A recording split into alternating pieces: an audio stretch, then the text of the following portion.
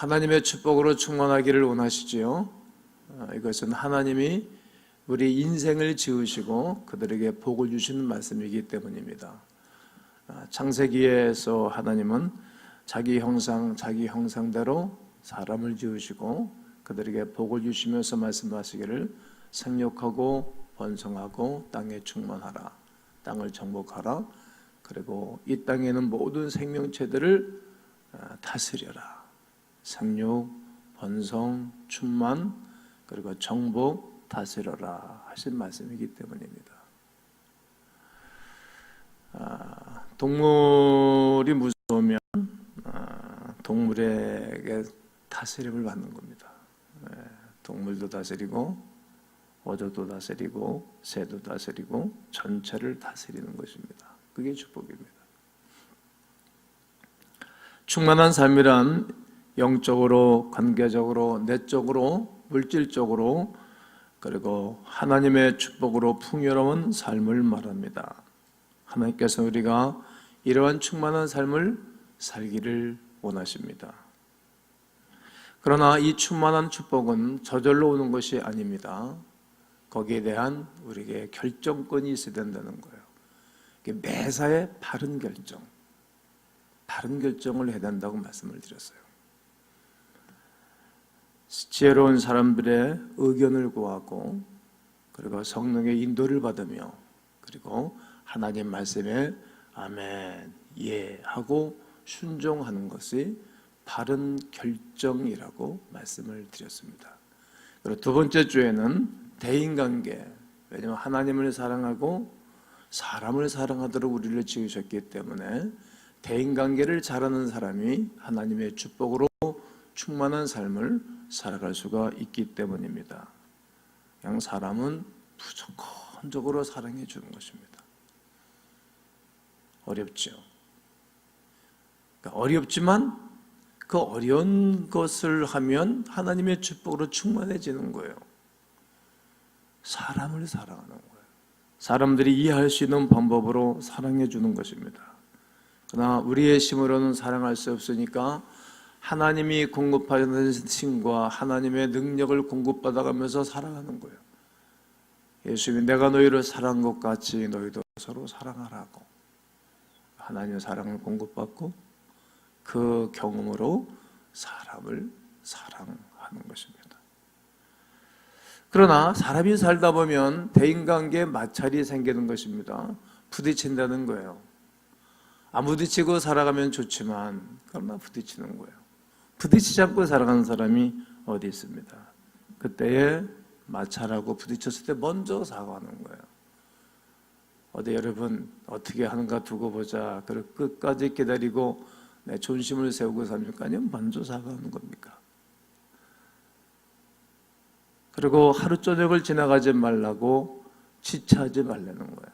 그리고 우리는 결과에 대해서 생각해 보아야 됩니다. 믿음으로 사는 것은 조금 대가를 지불하지만 마지막이 좋아지는 것입니다.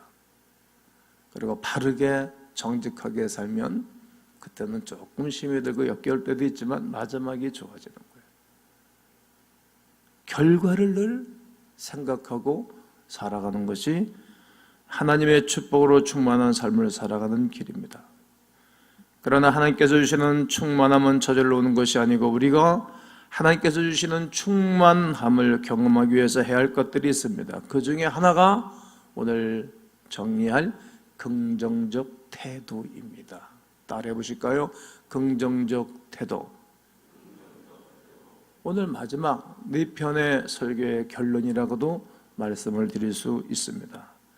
태도라는 것은 사람이나 삶을 아이디어가 상황에 따라 긍정적이냐 혹은 부정적으로 변하는 것을 태도라고 말합니다. 그런데 사람들은 자신의 태도가 신앙과 인생에 얼마나 중요한지를 잘 모릅니다. 태도는 우리의 삶을 바꾸는 데 큰 영향을 끼칩니다. 태도는 우리의 삶에 큰 영향력을 끼치고 내 주변 사람들에게도 반응을 보이게 합니다.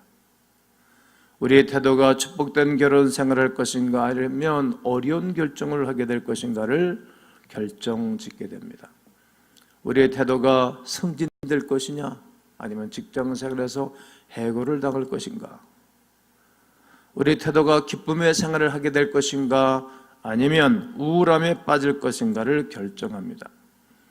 우리의 태도가 내 인생의 성공을 불러올 것인가, 아니면 내 인생의 쭉 실패의 길을 걸어갈 것인가를 결정지어 주는 것입니다. 뭐가?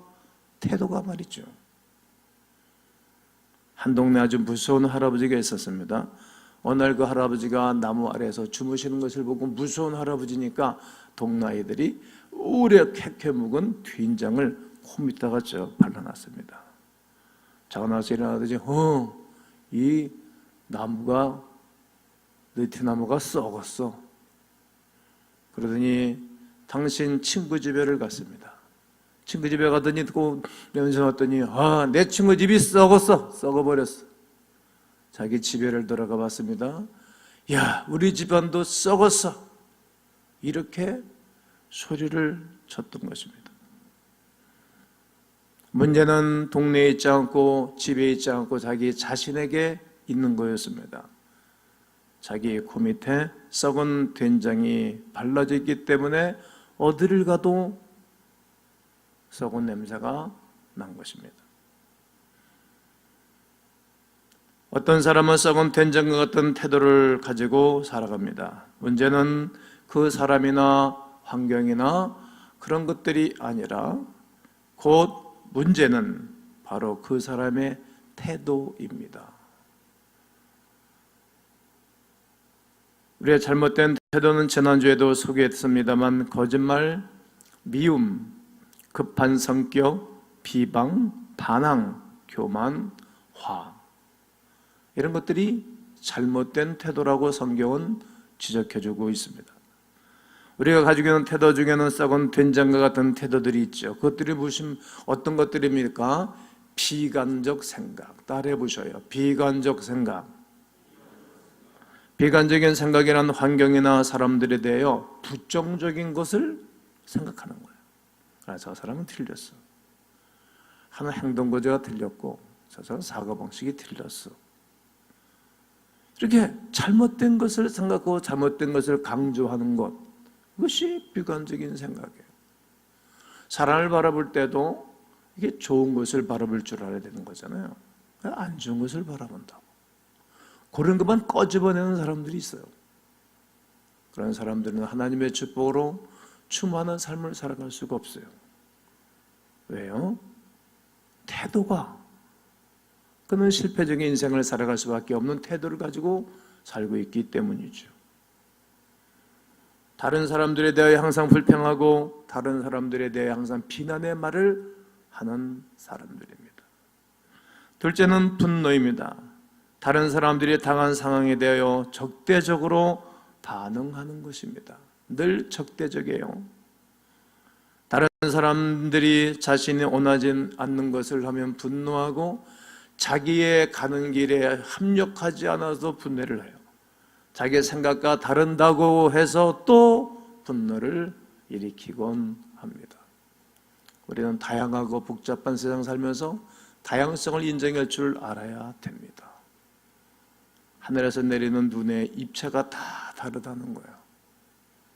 떨어져 있게 되어지면 다 똑같이 하얗게 보이지만 다 다른 거예요. 물론 분노하는 것은 때로는 정상적이지만 너무 자주 화를 내거나 아니면 잦은 일에 화를 내는 것은 부정적 태도예요.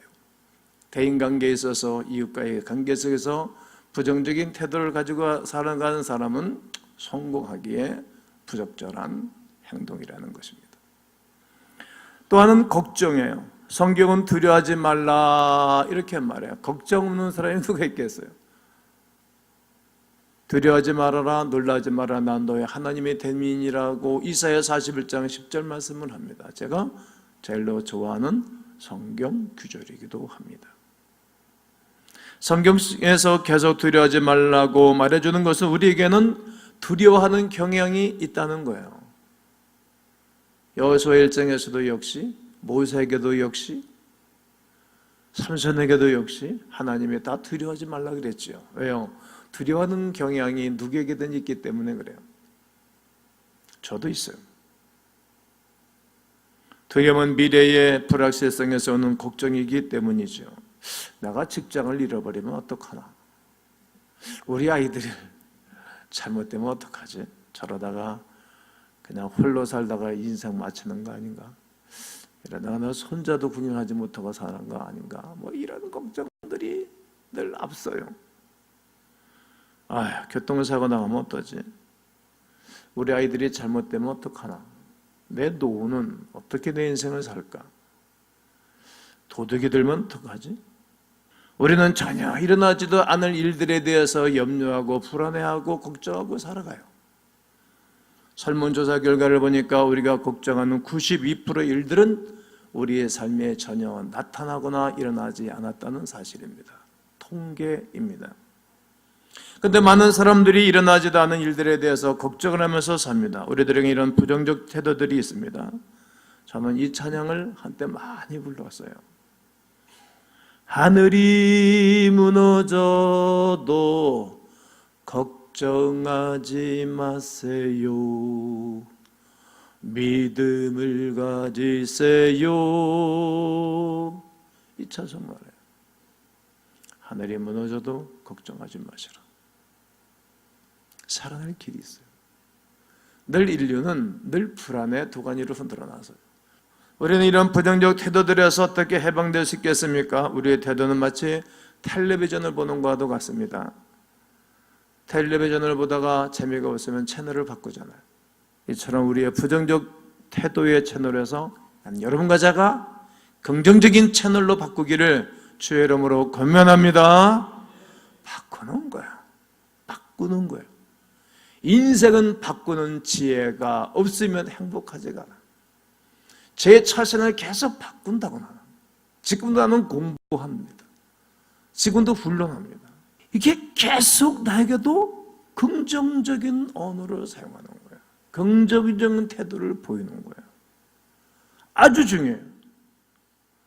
그러므로 우리가 긍정적 태도를 갖추고자 한다면 우리는 무엇을 감사하는 것을 배워야 됩니다. 뭘 배운다고요? 감사를 배우는 거예요. 감사. 오늘 10절에 보면 내가 주 안에서 크게 기뻐한다. 너희가 나를 생각하는 것이 이제 나타났는데 또한 이를 위하여 생각하였으나 저희가 저 기회가 없었다. 이 말은 무슨 말인가 하면 빌립보 교회에 가서 바울이 고생 많이 했잖아요. 매 맞으면서 세운 교회가 빌립보 교회예요. 근데 왜? 뭘 미혹하는 거야? 근데 자기의 사역 가운데 어려움이 있고 힘든 일이 있다 그러니까 빌립보 교회 성도들이 헌금을 모아서 연부를 모아서 도왔거든. 바울의 사역을. 이게 영적인 비밀인 거예요, 여러분. 나를 때리고 나를 어렵게 하고 나를 힘들게 하는 사람들에게 끊임없이 긍정적 태도, 복음적인 태도를 보여주고 그 가운데 하나님의 놀라운 능력과 역사에서 그 사람이 변화하면 그때부터 나를 돕는 거예요. 여기까지예요. 여기까지. 그게 사역이에요. 이 사역이 목사에게나 교회 중직자들 그리고 교사들 사람방 리더들에게 이걸 바라보지 아니하면 너무 힘이 든 거예요. 깨진 독에 물 붓기와 같아요. 아니에요. 반드시 주님이 선을 행하다가 실망하지 아니하면 때가 이름에 거두리라. 거두는 거예요. 바울이 이걸 말하는 거예요. 바울은 그 빌립보 교회 교우들이 힘을 모아서 연부를 해서 자기를 도와서 또한 것에 듣고 너무 기뻐하는 거야. 돈 줘서 기쁜 게 아니에요. 그들의 믿음이 성숙해서 그들의 믿음이 장성한 것을 바라보고 하나님의 나라의 일에 눈이 뜨고 하나님의 거룩한 사역에 동참할 줄 아는 그들이 고마웠던 것이 돈 줘서 고마운 게 아니라고. 사랑해서 보내준 헌금을 바라보고 바울이 감사하고 있는 거예요.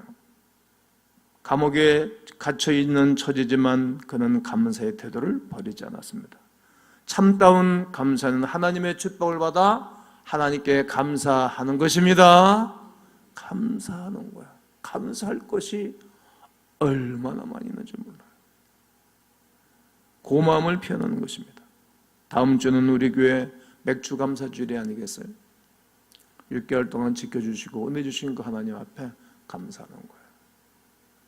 감사하는 거예요. 감사하는 날과 감사하지 않는 날과의 차이는 커요. 사람도 감사를 표현하면 얼마나 사이가 좋아지는지 관계 개선이 되어져요. 나중에 하는 것도 있는데 그거는 어린아이의 신앙이고 먼저 감사하는 거예요. 먼저 이렇게 해주셔서 감사합니다. 하나님 앞에도 말이죠.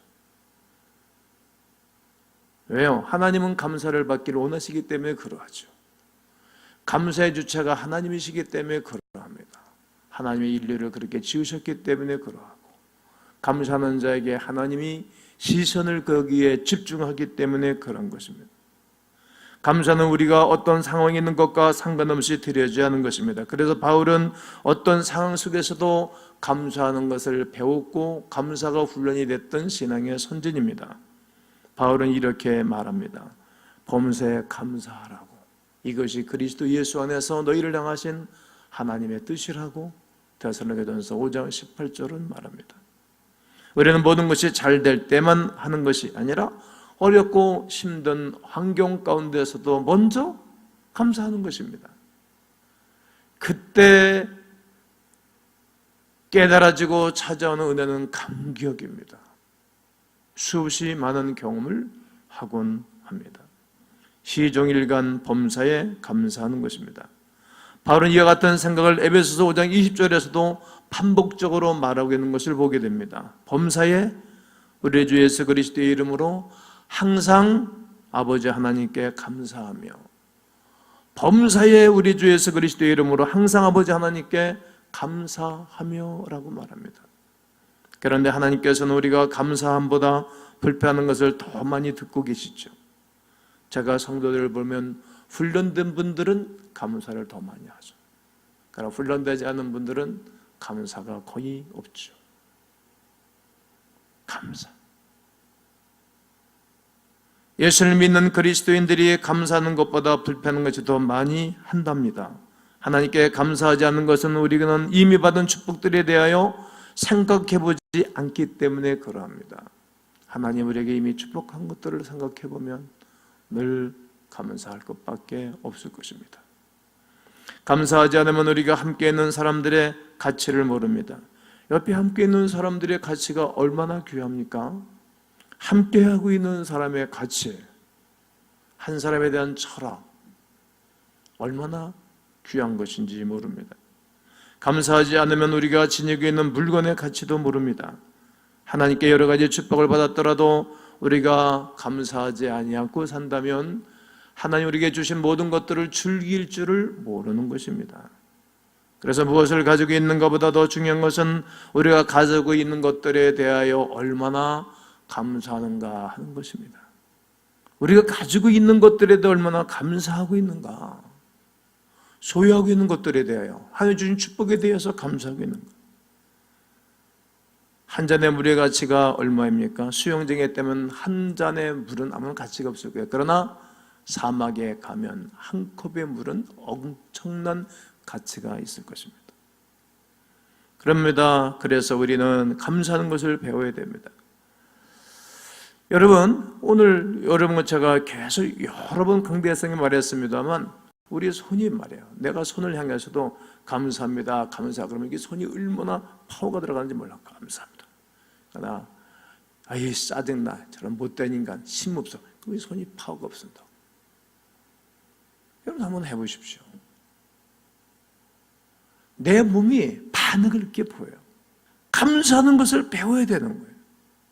우리가 언어로, 행동으로 말이죠. 뿐만 아니라 만족하는 것을 배워야 됩니다. 만족하는 것은 환경이 어떻든지 간에 삶을 즐기는 것을 말합니다. 만족하는 것은 어떤 환경 가운데서도 즐거워하고 자신이 처한 그 조건을 긍정적으로 계속 전환하는 겁니다. 만족하는 것만큼 우리가 감사가 되고 우리에게 힘이 생기는 것입니다. 우리가 가진 것에 감사하고 즐거워하는 것입니다. 우리가 가지고 있는 것에 대하여 만족하지 못하면 앞으로 감사할 일이 없어질 거예요. 미래에 대하여 더 많은 것을 가져도 또 만족하지 못할 것입니다. 지금부터 훈련하는 거예요.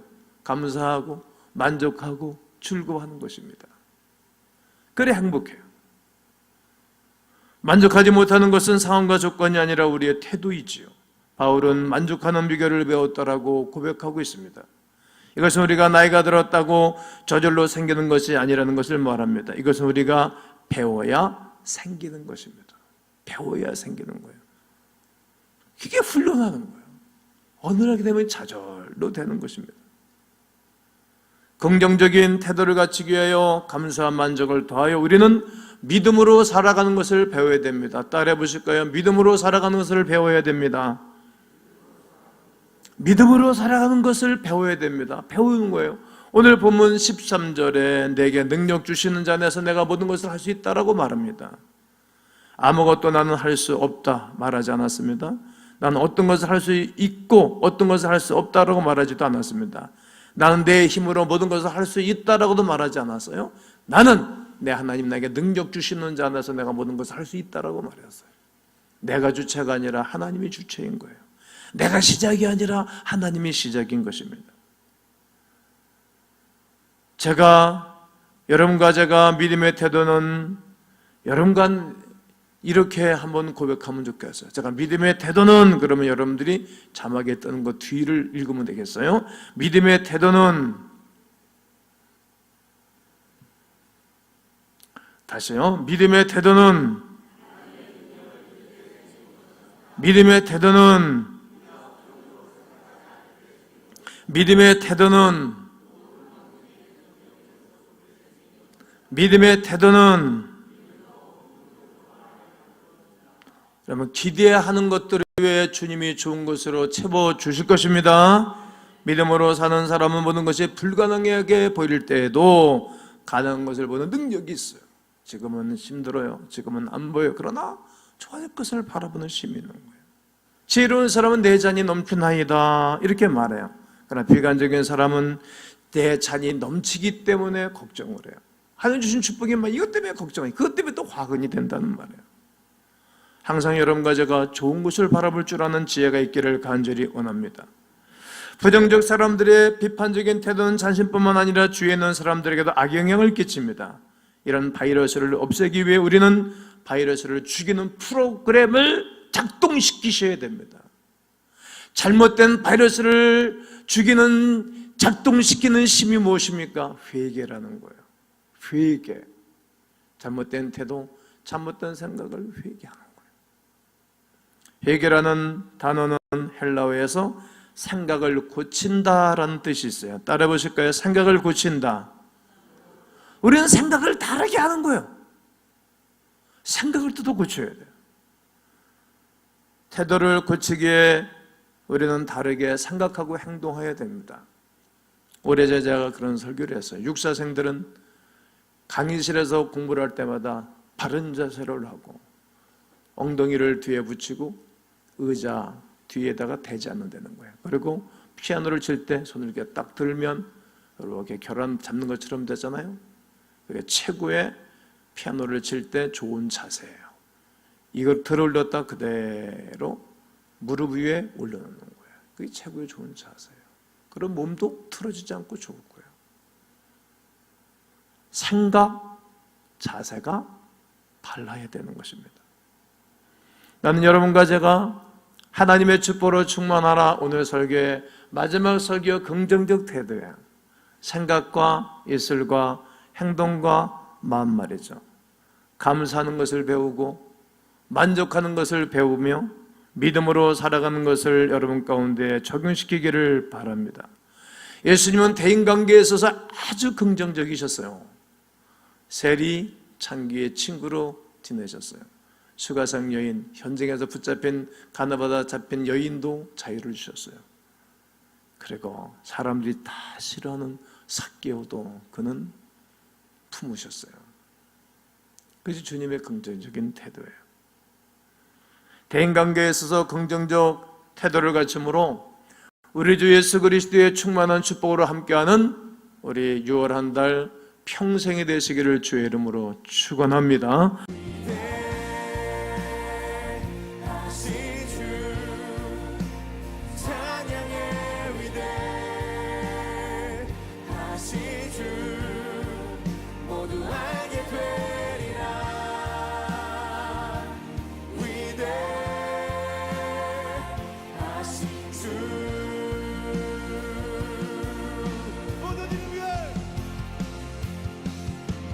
모든